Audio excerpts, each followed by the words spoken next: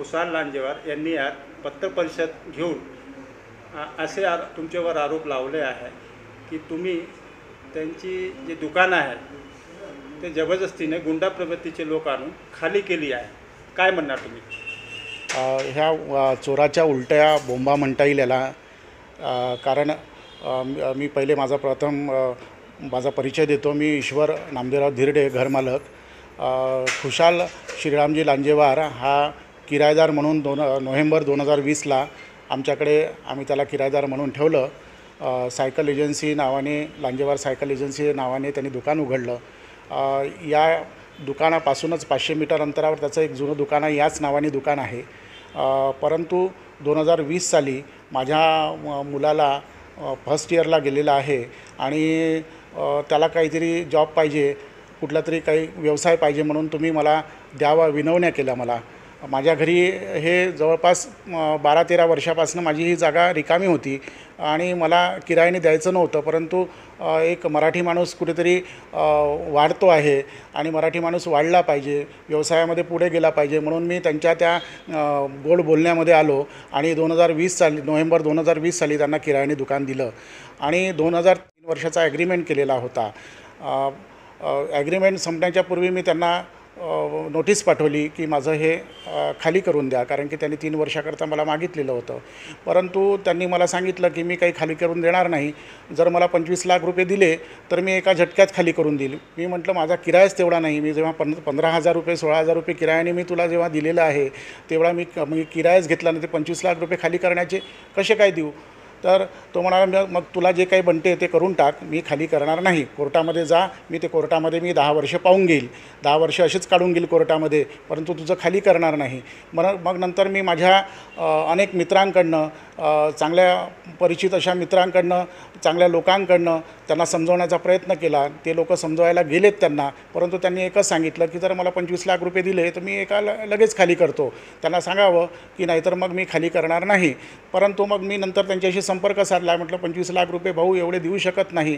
तर ते म्हणाले 5 लाख रुपये मला द्या. मी म्हटलं 5 लाख रुपये कसे काय देणार? मग आमचं 1 लाखामध्ये सेटलमेंट झालं. अक्षय तृतीयेच्या बुधवारी मी त्यांना 1 लाख रुपये चेक घेऊन गेलो. परंतु ते म्हणाले मला चेकनी पेमेंट पाहिजे नाही, मला कॅशने देत असाल तर मग मी घेतो. त्यांना मी कॅशनी पेमेंट दिलं. माझ्यासोबत माझे मित्र होते, त्यांच्यासमोरच हे 1 लाख रुपये पेमेंट दिलं आणि ते म्हणाले की मी अक्षय तृतीयेच्या आधी खाली करून देईल. परंतु नंतर मग त्यांनी मला सांगितलं की अक्षय तृतीया आहे, माझा बिझनेस असतो, सायकल खूप जातात, आमच्याकडे व्यवसाय असतो त्या दिवशी, तर मी अक्षय तृतीयेनंतर खाली करून देईल. मी म्हटलं ठीक आहे, काही हरकत नाही, तुमचा अक्षय तृतीयेचा बिझनेस आहे, तुम्ही करून घ्या, त्याच्यानंतर खाली करून द्या. त्या पद्धतीने त्यांनी काल रात्री स्वतःचे काही माणसं आणून ते दुकान खाली केलं आणि दुकान खाली केल्यानंतर आम्ही आमचे लॉक लावायला त्या ठिकाणी गेल्यानंतर तो लगेच म्हणाला की 5 लाख रुपये दे, नाहीतर मी आता खोटी तक्रार पोलिसमध्ये टाकतो की तुझ्या माणसांनी हे खाली केलेलं आहे, तुम्ही खाली केलेलं आहे. आम्ही घाबरल्यानंतर आम्ही लॉक लावून त्यांना म्हटलं, आम्ही लगेच लॉक लावायला लागलो आणि म्हटलं 5 लाख रुपये तुला कुठून देणार आहे? आता 1 लाख रुपये दिल्यानंतर 5 लाख रुपये कुठून आणणार आहे आम्ही?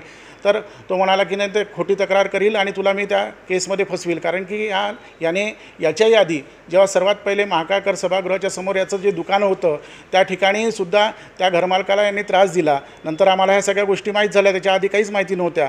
परंतु मग आम्हाला माहीत झालं की यांनी तिथे पण त्रास दिला आणि त्या दुकानदाराला सुद्धा अशा प्रकारची खंडणी मागण्याकरता त्यांनी प्रयत्न केला आणि मोठ्या मुश्किलने काही लोकांनी त्यांना सपोर्ट केला त्या घरमालकाला आणि त्यांना मग खाली केलं. तिथून हा अजून 500 मीटर अंतरावर तिथे एका दुकानदाराकडे अयोध्यानगर या ठिकाणी गेला आणि तिथेसुद्धा याची केस सुरू आहे. तिथेसुद्धा हा त्या घरमालकाला प्रताडित करतो आणि मलासुद्धा हा खंडणी मागून हा अशा प्रकारचं प्रताडित करू लागलेला आहे. म्हणजे याचा हा कुख्यात व्यवसाय आहे, ते आहे की नाही. आणि हा घरमालकाला खंडणी मागून त्रास देऊन, मानसिक त्रास देऊन हा याचा व्यवसायच बनलेला आहे आणि अशा प्रकारे हा किरायेदार म्हणूनच त्या ठिकाणी वागतो आणि लोकांना त्रास देतो. आता माझ्या विरुद्ध जी खोटी तक्रार यांनी टाकलेली आहे तर मी याचं काही खाली केलेलं नाही, की कारण मी एक शिक्षक माणूस आहे. मी अशा प्रकारचं कोणाचंही जबरदस्तीने खाली करणार नाही. त्यांनी स्वतःहून माणसं आणले आणि ते खाली केलं आणि ते सामान बाहेर काढून ठेवलं. सामान बाहेर काढून ठेवल्यानंतर त्यांनी त्याच्यावर ते प्लास्टिक वगैरे झाकलं. त्याच्यानंतर त्यांना म्हटलं की कधी घेऊन जाणार आहे भाऊ हे सगळं सामान? तर म्हणाला 5 लाख रुपये दे, नाही तर हे सामान घेऊन जात नाही, इथेच राहील आणि तुझ्यावर पोलिसात तक्रार देईल. मग त्यांचे सगळे पूर्ण फॅमिलीचे मेंबर्स आले. पोलीस आलेत. पोलीस आल्यांना सांगितलं आम्ही हे अशा प्रकारचं करत आहे. पोलिसांनी त्याला बोलवलं परतून एकदा की बा तू ये आपलं सामान घेऊन जा. तर ते सगळेजणं फॅमिलीसहित सगळेजणं आले. त्यांच्या मिसेस आल्या, त्याच्यानंतर दोन्ही भाऊ आले, गोपाळ लांजेवार, श्रीरामजी लांजेवार आणि विनोद लांजेवार, त्यांचा मुलगा निखिल गोपाळ लांजेवार, वंश विनोद लांजेवार आणि अजून 2-3 जणं त्यांच्यासोबत आले आणि शिवीगाळ करायला लागले. माझ्या मिसेसला अगदी घाणेरडी शिवी दिली जी मी या तुमच्यासमोर सांगू शकत नाही आणि त्यांचा हात पकडला आणि साली घाणेरडी आईची शिवी देऊन त्यांना विनयभंग करण्याचा प्रयत्न केला. आम्ही लगेच घाबरून पोलीस स्टेशनमध्ये गेलो आणि पोलीस स्टेशनमध्ये आम्ही तक्रार दिलेली आहे. हे आहे की नाही. अशा प्रकारचं जर समजा या पत्रकार परिषद घेऊन खोटे आरोप जर लावत असतील तर यांच्यावर मानहानीचा दावा मी करणार. कायदेशीर मी सल्ला घेणार आहे या बाबतीमध्ये आणि त्यांच्यावर मी कायदेशीर बाबी लक्षात घेऊन त्यांच्यावर मी मानहानीचा दावा ठोकणार आहे. कारण की याच्यामध्ये माझी बदनामी झालेली आहे. मी त्यांना एक मराठी माणूस समजून मी त्यांना एक किरायाने घर दिलं आणि त्यांच्या अशा प्रकारे या खंडणी बहादरला धडा शिकवावा. आणि मी सुद्धा प्रशासनाला विनंती करतो की यांना खऱ्या अर्थाने धडा शिकवावा, जेणेकरून चौथा कोणी अजून घरमालक या ठिकाणी बळी पडू नये अशी माझी नम्र विनंती आहे. नाव अनिता ईश्वर धिरडे. मी ईश्वर धिरडे यांची पत्नी.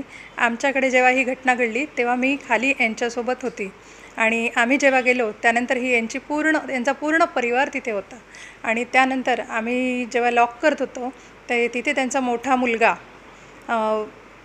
निखिल गोपाल लांजेवार आणि वंश विनोद लांजेवार हे दोघं, त्यानंतर मोठ्या मुलाने निखिल गोपाल लांजेवार यांनी मला खूप खराब शिवी दिली आणि हात मारून धक्काबुक्की केली. आणि हे इतके गुंड प्रवृत्तीचे लोक आहेत की त्यातले सगळे जणं खूप घाण बोलत होते. आणि त्यानंतर बंद केलं कारण ते झोप येते. धक्काबुक्की केली आणि हे सगळेजणं गुंडा प्रवृत्तीचे लोक आहेत. आणि त्यानंतर त्यांच्या मुलांनी गाडी काढली आणि माझा मुलगा तिथे उभा असताना त्याला मारण्याचा सुद्धा प्रयत्न केला गाडीने. आणि जर यानंतर माझ्या परिवाराला यांच्याकडून गोपाल लांजेवार, विनोद लांजेवार, निखिल लांजेवार, वंश लांजेवार यांच्याकडून जर माझ्या परिवाराला काही झालं तर या सगळ्या बाबतीत हे लोक याला जबाबदार राहतील.